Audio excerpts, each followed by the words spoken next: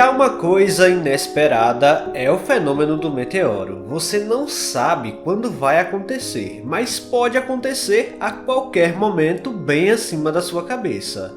No último dia 17 de junho, um grande bólido rasgou o céu de várias cidades da Bahia. E agora, poucos dias depois, um meteoro de longa duração atravessou o céu de cidades em São Paulo e Minas Gerais. Felizmente, inúmeras câmeras foram capazes de capturar o fenômeno e os pesquisadores foram capazes de extrair muitas informações interessantes. No vídeo de hoje vamos entender exatamente o que aconteceu e ver os registros capturados.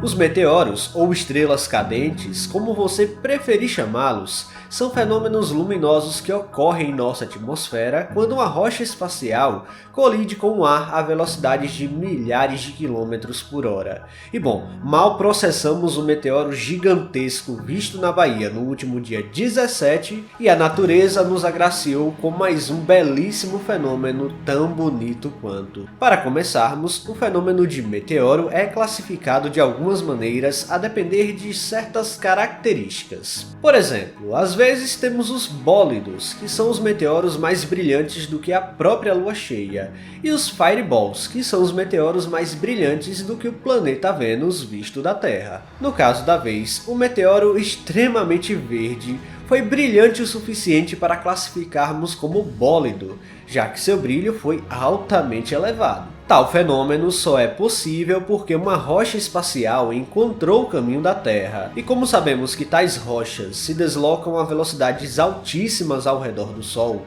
o impacto contra o ar é capaz de ter energia suficiente para gerar o que muitas pessoas viram entre São Paulo e Minas Gerais. Hoje em dia, o sistema solar já está formado e todos os planetas já estão comportados em suas órbitas. Porém, a grande nebulosa que formou o sistema deixou muito material para trás, e até hoje cai aqui na Terra e proporciona esses fenômenos. Em geral, a maioria das rochas segue essa mesma história, com exceção de apenas algumas em que temos origens provenientes de planetas ou asteroides já formados. No entanto, para determinar isso, é necessário que a rocha responsável pelo fenômeno luminoso tenha resistido ao violento evento de entrada atmosférica, algo que raramente acontece com as rochas que se aventuram ao encontrar o caminho da Terra. E bom, é possível que os meteoros recentes, tanto da Bahia quanto este de São Paulo, tenham de fato gerado meteoritos em solo. Esses fatores extremamente importantes incluem parâmetros como a velocidade de entrada, o ângulo e a massa do objeto. Geralmente lidamos com rochas que variam do tamanho de um grão de areia até o tamanho médio de um carro. Os bólidos são gerados por rochas que variam de alguns centímetros até poucos metros de diâmetro. No entanto, algo que chamou bastante atenção no fenômeno foi o brilho incrivelmente verde. Mas por que exatamente? Há um mito que é amplamente divulgado de que a cor do meteoro se refere à composição da rocha espacial, o que não é exatamente verdade. A rocha em si não é responsável por emitir grande parte do brilho, e podemos entender isso imaginando que à medida que ela entra na atmosfera, ela cria uma zona de altíssima pressão à sua frente, e faz o gás aquecer rapidamente, o fazendo se transformar em plasma. Portanto, quem brilha mesmo é o ar, não a rocha espacial.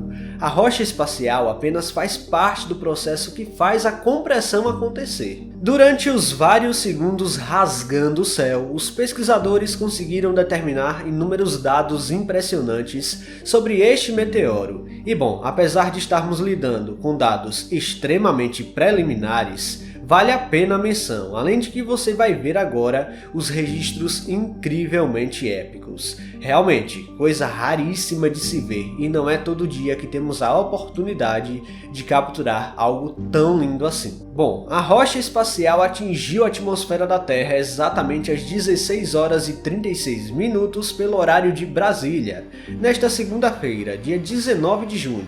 Basicamente, a rocha espacial atingiu a atmosfera da Terra em um ângulo de 4,9 graus em relação ao solo. Começou a brilhar a 72 km de altitude sobre a Serra da Piedade, em Minas Gerais. Depois, seguiu a incríveis 53,1 mil km por hora, percorrendo impressionantes 442,2 km em 30 segundos, desaparecendo a 34,3 km de altitude acima do município de Elias Fausto, em São Paulo. Lembrando, mais uma vez, são dados extremamente preliminares e um refinamento é necessário de acordo com os registros. As imagens foram obtidas por estações de monitoramento do céu ligadas à Rede Brasileira de Monitoramento de Meteoros, Abramon, e também por inúmeras pessoas que estavam com os seus celulares por perto. O mais impressionante é que a duração do fenômeno foi longa o suficiente para que as pessoas conseguissem pegar o celular, abrir a câmera e ainda começar a filmar. Não há exatamente como saber se houve quedas de meteoritos em solo, mas as apostas são positivas, já que o fenômeno foi duradouro e apresentou sinais de fragmentação no final. Mesmo com as boas possibilidades, ainda não dá para dizer a quantidade de material meteorítico a cair na superfície, pois só com o cálculo da massa da rocha que podemos inferir esse tipo de dado, mas as possibilidades são boas de acordo com o que foi observado. No entanto, a sua cor extremamente verde e bonita é um fator que talvez desanime nessa questão de queda de meteoritos. Ou seja, isso quer dizer que a rocha sobrevoou a atmosfera numa altitude elevada durante quase o trajeto inteiro. De acordo com os pesquisadores da Abramon, a incandescência dos gases nesta cor verde tão forte é predominantemente observado em meteoros que sobrevoam altitudes elevadas, e o fato dele ter seguido assim durante quase o trajeto inteiro é um indício de que não chegou às camadas baixas da nossa atmosfera.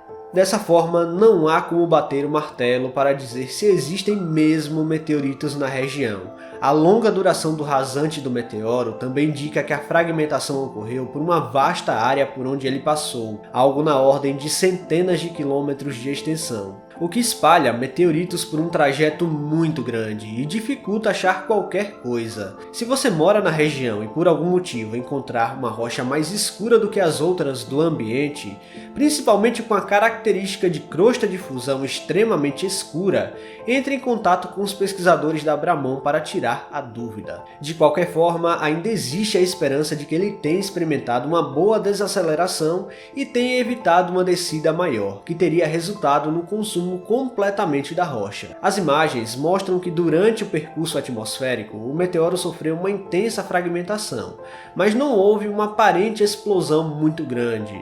Bom, ainda continua sendo improvável prever o minuto exato em que o meteoro vai acontecer, e só ficamos sabendo durante ou depois do impacto. E quando o meteoro é bem registrado como esse, pesquisadores conseguem realizar cálculos interessantes que nos trazem dados incríveis sobre a rocha. Inegavelmente, o céu anda muito movimentado. Lembre-se sempre de dar uma olhada nas estrelas. E falando por experiência própria, você vai se impressionar quando tiver a oportunidade de ver algo do tipo com seus próprios olhos. Pessoal, se vocês gostaram deste vídeo, não se esqueçam de deixar o like aqui, que é muito importante. E se você não está inscrito aqui no canal ainda, convido você a apertar o botão inscrever-se aí embaixo. Até a próxima!